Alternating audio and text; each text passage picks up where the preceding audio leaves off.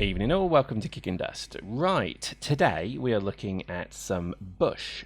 We're playing bush. That's a very difficult statement, so be careful if you use that in public. But basically we're playing ambush.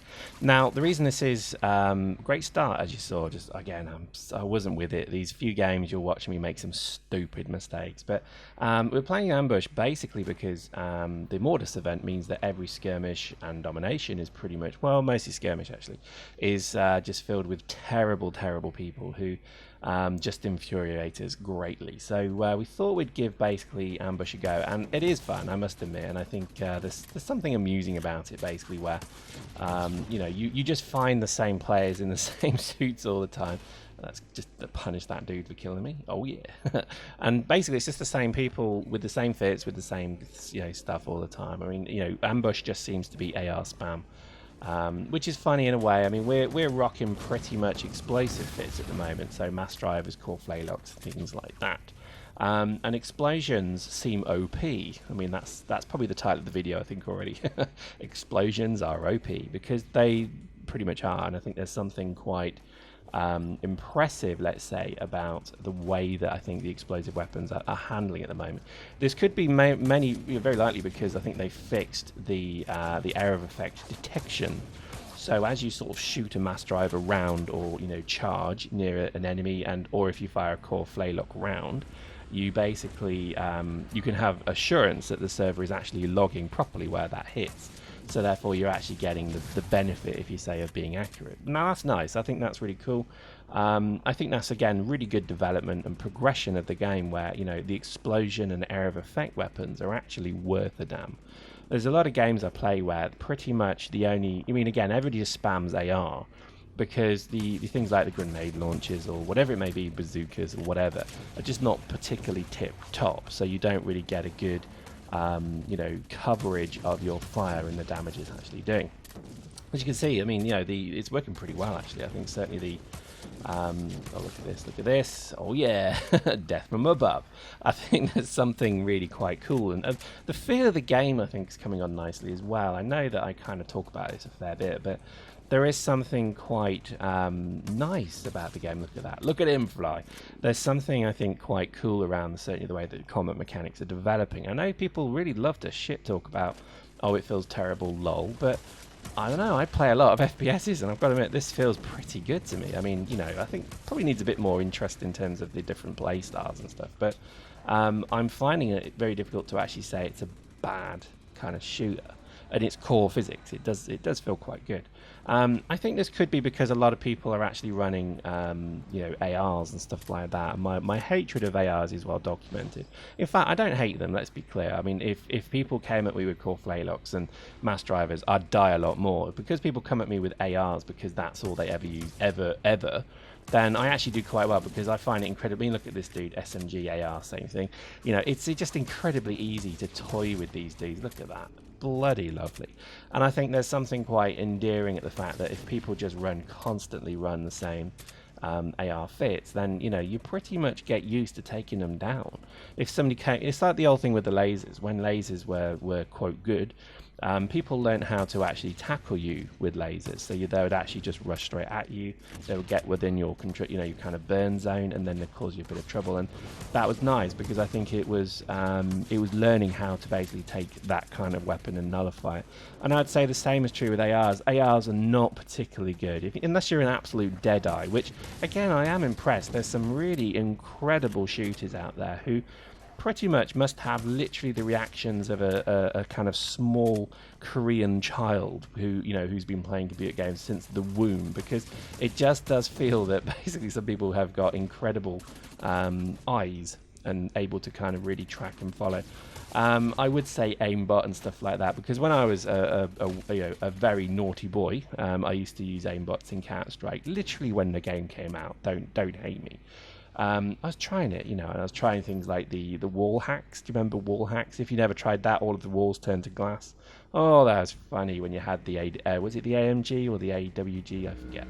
The Arctic Warfare Magnum, that was it. And basically this thing would just shoot through anything, and you could basically just see your opponents from the other side of the map.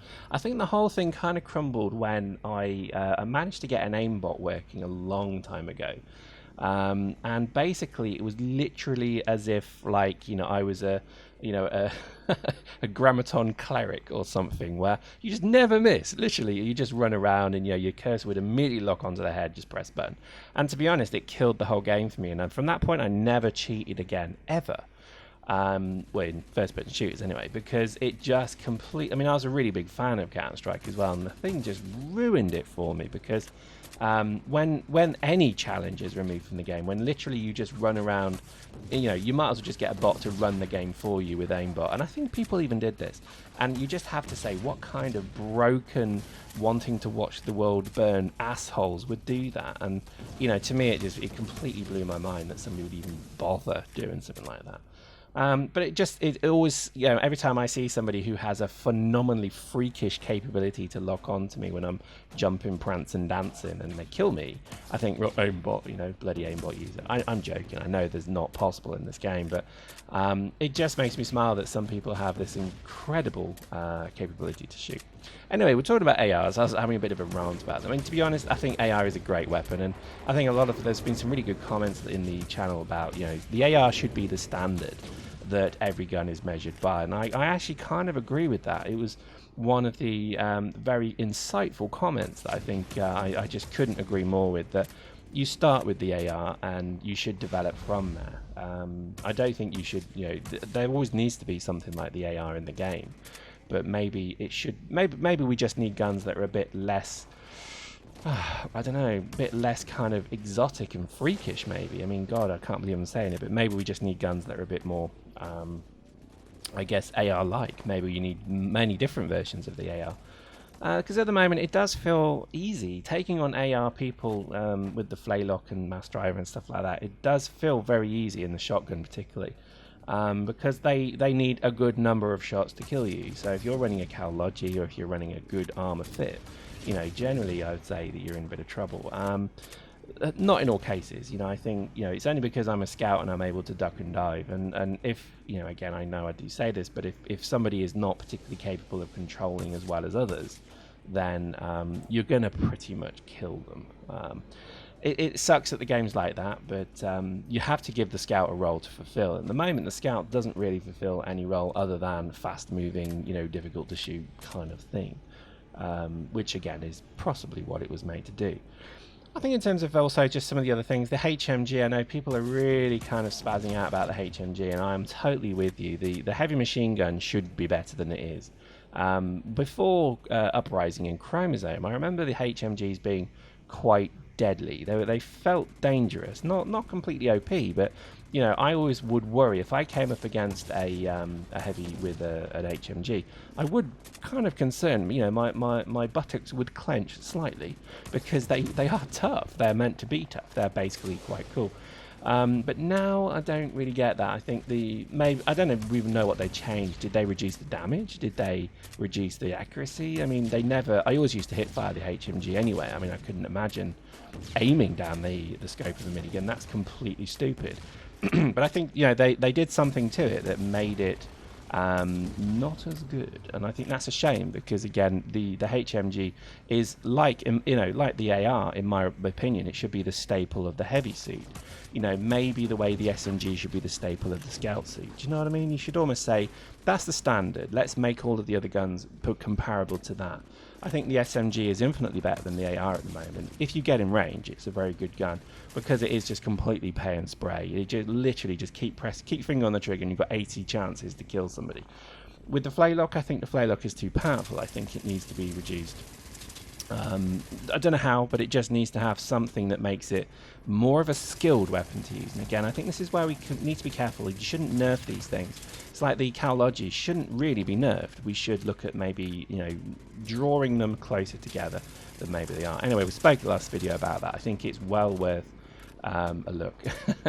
Maybe how we do that. As you can see, Evo 7, probably the best dropship pilot in the game. And if you're sat there as a dropship pilot saying, I'm better than him, no, you're not.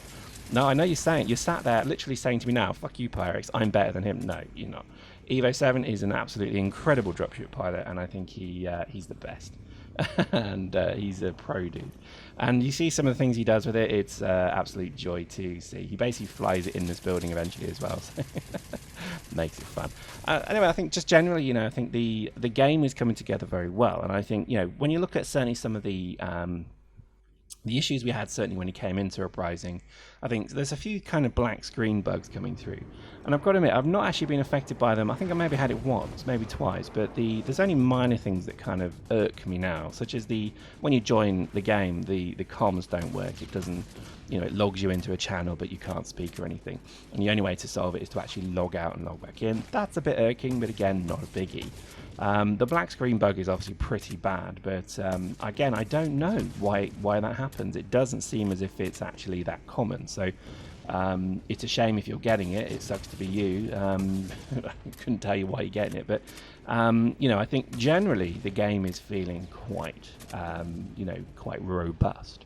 I think, you know, if you almost kind of stack everything in a line and say, right, out of all of these things, what would we like to see develop next? I think for me it's got to be more levels, and I think this just comes from, look at this level, look at what we're fighting in now. Imagine if this was the ship, you know, we're on a ship or something, and you know, we're fighting, you know, you can look below, there's a planet below us. If you looked, you know, to the side, you'd maybe see a gun port, and you know, you could even see like a pod suspended in the middle of the map or something that you could shoot the shit out of, but you know, doesn't have, you can't do anything with. That'd be awesome, and I like the idea of that. I mean, that would be pretty funny as well. I mean, I hope one day to be able to do boardings in this game, so you can actually pretty much take a contract to go and board somebody's ship. You could fight your way through, you know, automated defense drones or whatever, and you eventually get to a little bit where there's a pod and then there's like a little person floating in it, and literally you just wind up a forge gun and blow that mother into his next clone. I mean, that would be that would be awesome, and I think that's where I think the game is, you know, is one day. If that happens, I will literally be a happy man, because I think that's really what everyone was expecting, and I think, again, CCP are the only ones who I think are going to do it. This wonderful concept of possibly one day, you know, literally that link could be, we're boarding your ship, motherfucker, and we're coming for you. And watching this guy, you know, in Eve, maybe he has a little mini game that locks doors, maybe he can see the map and he can close security barriers, activate drones, and then we've only got 20 clones to get to him. Now that would be a challenge, wouldn't it?